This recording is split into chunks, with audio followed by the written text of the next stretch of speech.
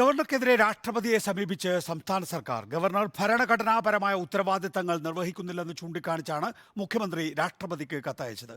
തുടർച്ചയായി പ്രോട്ടോകോൾ ലംഘനം നടത്തുന്ന ഗവർണർ സംസ്ഥാനത്തെ ക്രമസമാധാന അന്തരീക്ഷം തകർക്കാൻ ശ്രമിക്കുകയാണെന്നും കത്തിൽ ആരോപിക്കുന്നു.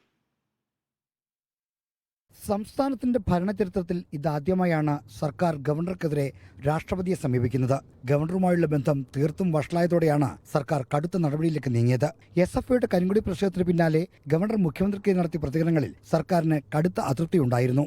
ഇതേ തുടർന്ന് ഗവർണർക്കെതിരെ രാഷ്ട്രപതി സമീപിക്കുമെന്ന് മുഖ്യമന്ത്രി പരസ്യമായി സൂചനയും നൽകിയിരുന്നു. ഇതിന്റെ അടിസ്ഥാനത്തിലാണ് ഗവർണറുടെ തെറ്റായ നടപടികൾ ചൂണ്ടിക്കാട്ടി രാഷ്ട്രപതിക്ക് മുഖ്യമന്ത്രി കത്ത് നൽകിയത്.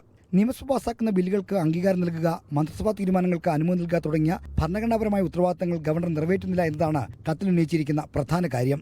ഗവർണർ പദവിയിൽ ഇരിക്കുന്ന ആൾ പാലിക്കേണ്ട പ്രോട്ടോകോൾ മര്യാദകൾ പാലിക്കുന്നില്ലെന്നും കത്തിൽ ചൂണ്ടിക്കാട്ടിയിട്ടുണ്ട്.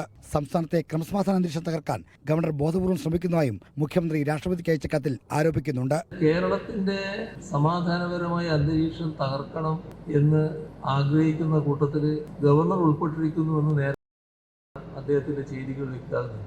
കേരളത്തിന്റെ സമാധാനപരമായ അന്തരീക്ഷത്തെ അത് തുറന്നു കൊണ്ടുപോകുന്നതിന് പറ്റുന്ന നിലപാടല്ല സ്വീകരിച്ചിട്ടുള്ളത്. സാധാരണ ഉത്തരവാദപ്പെട്ട സ്ഥാനത്തിരിക്കുന്ന ഒരാളുടെ പ്രതികരണ രീതിയല്ലത്. ഇപ്പോൾ നാട്ടിൽ പ്രകോപനം സൃഷ്ടിച്ച് സംഘർഷ അന്തരീക്ഷം ഉണ്ടാക്കുക, അതാണ് അദ്ദേഹം ഉദ്ദേശിച്ചതെന്ന് വ്യക്തമാണ്. SFIയുടെ കരിങ്കൊടി പ്രതിഷേധവും തുടർന്നുണ്ടായ സംഭവങ്ങളും ചൂണ്ടിക്കാട്ടി രാഷ്ട്രപതിക്ക് റിപ്പോർട്ട് നൽകുമെന്ന് ഗവർണർ നേരത്തെ അറിയിച്ചിരുന്നു. ഇതുകൂടി മുന്നിൽ കണ്ടാണ് സർക്കാർ ഗവർണർക്കെതിരെ രാഷ്ട്രപതിയെ സമീപിച്ചത്. ബില്ലുകളിൽ ഒപ്പുവെക്കാത്ത ഗവർണറുടെ സമീപനത്തിനെതിരെ നേരത്തെ സർക്കാർ സുപ്രീം കോടതിയെ സമീപിച്ചിരുന്നു. നിയമ നടപടികൾക്കൊപ്പം രാഷ്ട്രീയ പ്രതിരോധവും ശക്തമാക്കാനാണ് സർക്കാരിന്റെ തീരുമാനം. സത്യപ്രതിജ്ഞയും നയപ്രഖ്യാപനവും അടക്കമുള്ള ഗവർണറുടെ സാന്നിധ്യം വേണ്ട ചടങ്ങുകൾ നടക്കാനിരിക്കെ സർക്കാർ നടത്തിയ നീക്കത്തോട് രാജ്ഭവൻ എങ്ങനെ പ്രതികരിക്കുമെന്നാണ് ഇനി അറിയാനുള്ളത്. Reporter R. ശ്രീജിത്തിൻ റിപ്പോർട്ടർ, തിരുവനന്തപുരം.